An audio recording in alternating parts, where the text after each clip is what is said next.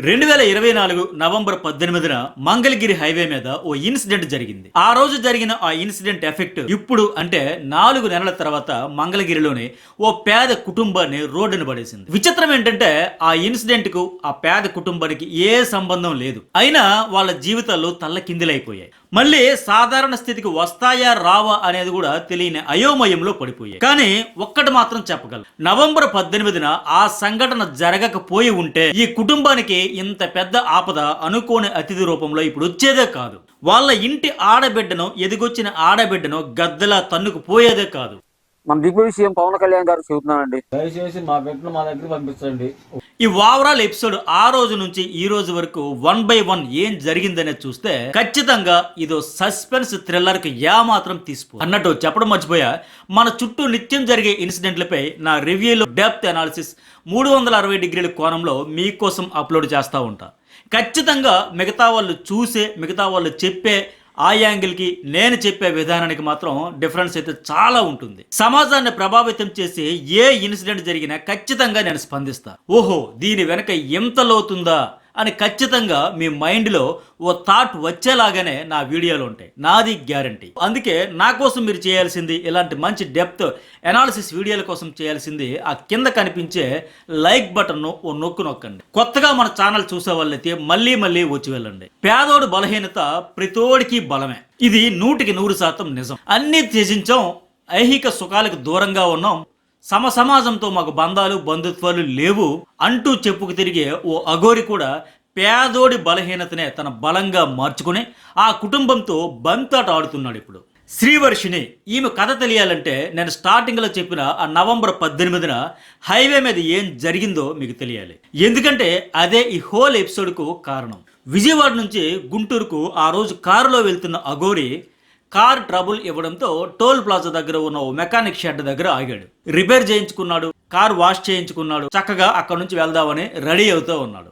అప్పటికే ఇతడు తెలంగాణలో బాగా ఫేమస్ అఘోర కావడం, కాంట్రవర్సీలకు కేర్ ఆఫ్ అడ్రస్ గా మారడం, ఏకంగా ముఖ్యమంత్రి రేవంత్ రెడ్డి మీద కూడా ఘాటు కామెంట్లు చేయడంతో ఏపీలోనూ అందరికీ సుపరిచితుడైపోయాడు తెలంగాణకి చెందిన ఈ లేడీ అఘోర. వాస్తవంగా ఇతను పురుషుడు, పేరు అల్లూరు శ్రీనివాస్. ఇతని గురించి మనం తర్వాత మాట్లాడుకుందాం, గుర్తుపెట్టుకోండి. ఇక టాపిక్ లోకి వద్దాం. ఇతను మంగళగిరి మెకానిక్ షెడ్ దగ్గరికి రావడం చూసిన కొందరు గుర్తుపట్టి సెల్ ఫోన్లలో వీడియోలు తీయడం స్టార్ట్ చేశారు. దీంతో వారితో ఈ లేడీ అఘోర గొడవకు దిగాడు. విషయం తెలిసి స్థానికంగా ఓ మీడియా సంస్థకు చెందిన ప్రతినిధి కూడా వచ్చి షూట్ చేయడం స్టార్ట్ చేశారు. అంతే, ఈ అఘోర కోపం నషాలానికి ఎక్కిపోయింది. అక్కడే దొరికిన ఒక రాడ్ తీసుకుని అతని దబా దబా దబా దబా బాధేశాడు. అంతే, అతను తలకు దెబ్బ తగిలి రక్తం కారుతుంటే అక్కడే కూలబడిపోయాడు. దీంతో స్థానికులు కోపంతో అఘోర పైకి దాడికి వచ్చారు. అంతే, అక్కడ నుంచి గొడవ పెరిగిపోయి హైవే పైకి అఘోర వచ్చేసాడు. వెహికల్స్ అన్నింటినీ ఆపేసి గోల చేయడం, రచ్చరంబోలు చేయడం అయితే మొదలుపెట్టాడు.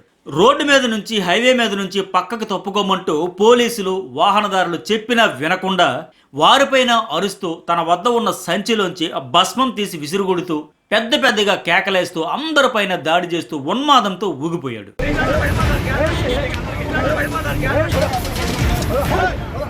దీంతో ఇక తప్పనిసరి పరిస్థితుల్లో పోలీసులు తాళ్లతో కట్టేసి రోడ్డు మీద నుంచి లాక్కెళ్లాల్సి వచ్చింది. అంతే, అక్కడతో హైవే ఎపిసోడ్ కాస్త పోలీస్ స్టేషన్కి అయితే చేరింది. ఇక ఇక్కడ నుంచి కథ మరో మలుపు తిరిగింది. నేను స్టార్టింగ్ లో చెప్పే కదా, ఈ గొడవతో ఏ సంబంధం లేని ఓ పేద కుటుంబం రోడ్డున పడిందని. ఆ ఎపిసోడ్ ఇక్కడే మొదలైంది. ఈ అఘోర తెలుగు రాష్ట్రాలకు ఉపద్రవంలో దాపురించాడేంటి స్వామి అని అంతా చిరాకు పడి అసహించుకుంటున్న టైంలో ఎంట్రీ ఇచ్చింది తురుమెల్ల కోటయ్య కుటుంబం. అఘోరాను దైవాంశ సంభూతుడిగా భావిస్తూ మాత, అఘోరీ మాత మా ఇంటికి రండి అంటూ మంగళగిరిలోని తమ ఇంటికి తీసుకెళ్లారు. 4 రోజులు వాళ్ళ ఇంటిలోనే ఉంటానంటే సరేనన్నారు. కానీ అదే వాళ్ళ కుటుంబాన్ని దారుణంగా దెబ్బ కొట్టబోతోంది అనేది వాళ్ళు ఏమాత్రం కూడా ఊహించలేదు. అన్నం పెట్టిన పాపానికి ఆ ఇంటికి సున్నం పెట్టేసి ఆ ఇంటి ఆడబిడ్డకి బ్రెయిన్ వాష్ చేసేసి తన వెంట తీసుకెళ్లిపోతుందని ఏమాత్రం ఊహించలేదు. ఊహించి ఉంటే అసలు అఘోరాని తమ ఇంటికి పిలిచే వాళ్ళే కాదు. ఈ విషయంలో మాత్రం తప్పు ఆ కుటుంబానిదే.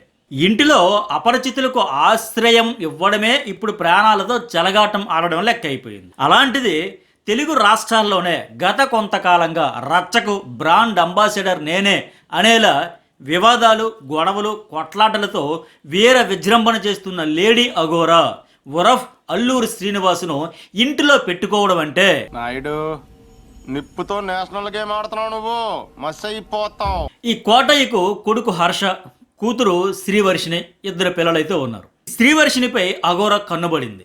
ఇంజనీరింగ్ 2వ ఏడాది చదువుతున్న ఆ పిల్లకు బ్రెయిన్ వాష్ చేయడం కూడా మొదలెట్టింది. ఇంటిలోనే ఒక గదిలోకి తీసుకెళ్లి మంత్రాలు, పూజలు చేయడం ఆరంభించింది. అంతే, వశీకరణం మాదిరిగా ఆ పిల్ల మనసు పూర్తిగా మారిపోయింది.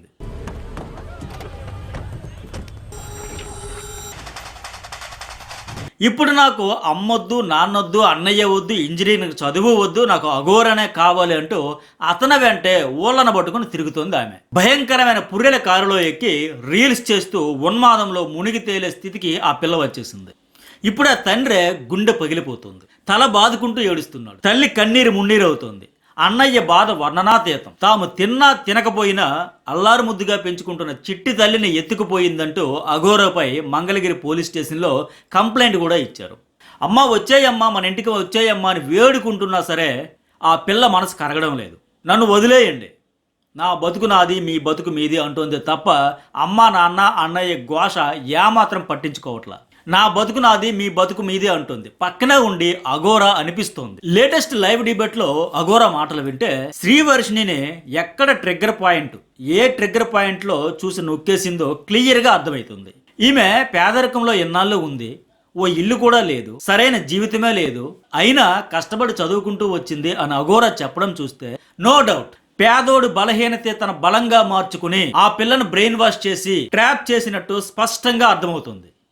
వాళ్ళ ఇంటిలో 4 రోజులుండి ఆ తర్వాత మళ్ళీ మరోసారి వచ్చి 3 రోజులుండి వాళ్ళ పేదరికాన్ని గుర్తించి దానినే ఆయుధంగా ఆ పిల్లపై ప్రయోగించింది. నువ్వు తల్లిదండ్రులతో ఉంటే పేదరికం తప్ప నీకు జీవితమే లేదు, నాతో వస్తే అన్నీ సమకూరుతాయి అని ఆ పిల్లకి చెప్పి ట్రాప్ చేసినట్టు క్లియర్గా అర్థమైపోతుంది. ఆ పిల్లపై, ఆ పిల్ల పేదరికంపై జాలి పడుతూ మాటలు చెప్పడం చూస్తే ఖచ్చితంగా అక్కడే నొక్కిందని అర్థమవుతుంది.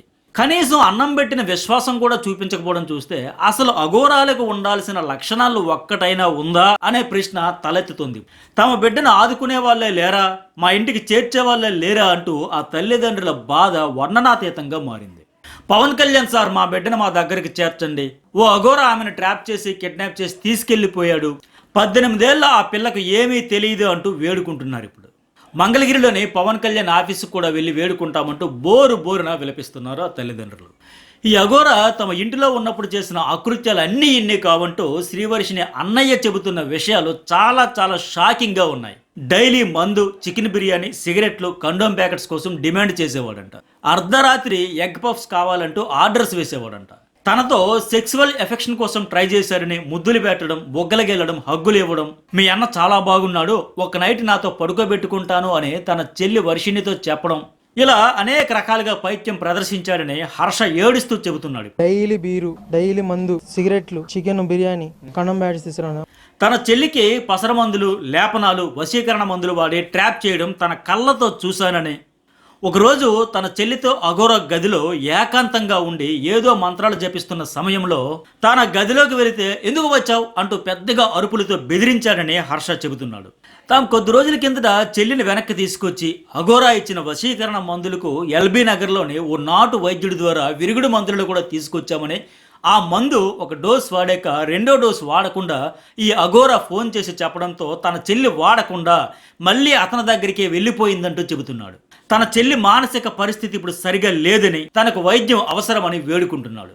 అఘోరాల ఆశ్రమానికి యువరాణిని చేస్తారని నమ్మించి తన కూతుర్ని పూర్తిగా తన వైపు తిప్పుకున్నాడని తండ్రి కోటయ్య వాపోయాడు. ఖచ్చితంగా ఆ అమ్మాయి పేదరికాన్ని మీదే ట్రిగ్గర్ చేశాడు అని ఇక్కడ అదే విషయం అయితే స్పష్టమైంది. ఇదే విషయంపై పోలీసులు కూడా ఫిర్యాదు చేశారు. ఆ వర్షిణిని తీసుకుని దేశ సంచారం చేస్తూ 12 జ్యోతిర్లింగాలను దర్శించుకుంటామంటూ అఘోర బహిరంగంగానే చెబుతున్నాడు. వర్షిణిని తాను ఆపలేదని, ఆమెకు ఇష్టమైతే వెళ్ళొచ్చు, తీసుకెళ్లిపోవచ్చు అంటూ చెప్పడం చూస్తే ఇతను మామూలు ట్రాప్లో ఆమెను ఉంచలేదనేది మాత్రం స్పష్టంగా అర్థమైపోతుంది. నిజంగా అతను ట్రాప్ చేసి ఉండకపోతే కన్న పేగు అర్థం చేసుకుని ఆ అమ్మాయికి ఒకే ఒక్క మాట, నువ్వు వెళ్ళిపో వర్షిణి అని చెబితే వెళ్ళిపోదా? కానీ ఆ మాట చెప్పకుండా కెమెరాల ముందు డ్రామాలు ఆడుతూ ఉన్నాడు. అసలు 18 ఏళ్ళు పెంచుకున్న ఒక ఇంటి బిడ్డను ఎవరో ముక్కు మొహం తెలియని ఓ అఘోరా వచ్చి ట్రాప్ చేసి తీసుకెళ్లిపోవడం చూస్తుంటే అసలు మనం ఎక్కడున్నాం? ఇంత బహిరంగంగా ఇలాంటివి చేస్తుంటే వ్యవస్థ ఏం చేస్తుంది? ఫిర్యాదు ఇచ్చిన పోలీసులు ఏం చేస్తున్నారు? ఎందుకు ఇంకా చోద్యం చూస్తున్నారు అనేది చాలా ఆశ్చర్యం కలిగిస్తుంది. అసలు ఒకరి ఇంటి ఆడబిడ్డను తీసుకెళ్లే ధైర్యం, హక్కు ముక్కు మొహం తెలియని వాళ్ళకు ఎవడిచ్చాడు? ఇదే ఓ పెద్దింటి ఆడపిల్ల అయితే ఇలాగే పోలీసులు వదిలేస్తారా? రాత్రికి రాత్రి తీసుకెళ్ళిన తీసుకొచ్చి చర్మం ఒలిచేయడం లేదా? ఆ పిల్లకు కౌన్సిలింగ్ ఇచ్చి జాగ్రత్తగా ఇంటికి చేర్చట్లేదా? మరి ఇప్పుడు ఎందుకు చోద్యం చూస్తున్నట్టు? మన పోలీస్ వ్యవస్థ తలుచుకుంటే ఇది ఎంత పని? నేను ఆ పిల్లని ఎక్కడికి కిడ్నాప్ చేసి తీసుకెళ్లిపోలేదు, దర్జాగా హైదరాబాద్ నడి రోడ్ల మీద తిరుగుతున్నా అంటూ ఆ అమ్మాయిని చూపిస్తూ మరి అఘోరా చెబుతుంటే ఎందుకు అలా వదిలేస్తున్నారు? అసలు ఆ పిల్లకు అతని దగ్గర భద్రత ఎక్కడుంది? ఇప్పటికే ఈ అఘోరా ఎంతమందితో గత కొన్ని నెలల్లో గొడవలు పడ్డాడో, ఎంతమందిని కుట్టాడో, నోటుకొచ్చినట్టు తిట్టాడో, చంపేస్తానంటూ బెదిరిస్తున్నాడో చూస్తూనే ఉన్నాం.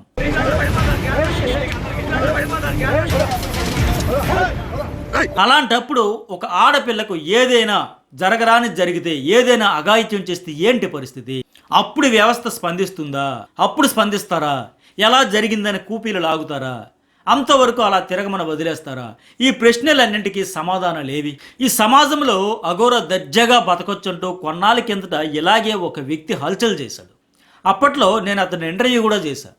అఘోరాల ఉనికినే వీళ్ళు ప్రశ్నార్థకంగా మార్చేసి సమాజంలో చులకనగా మార్చేస్తా ఉన్నారు. అఘోరాలపై ఓ స్పెషల్ వీడియో దీని తర్వాత నేను చేస్తాను. అందులో నేను చెప్పే విషయాలు వింటే నిజంగానే మీ ఒళ్ళు గగురు పొడుస్తుంది అనడంలో డౌటే లేదు.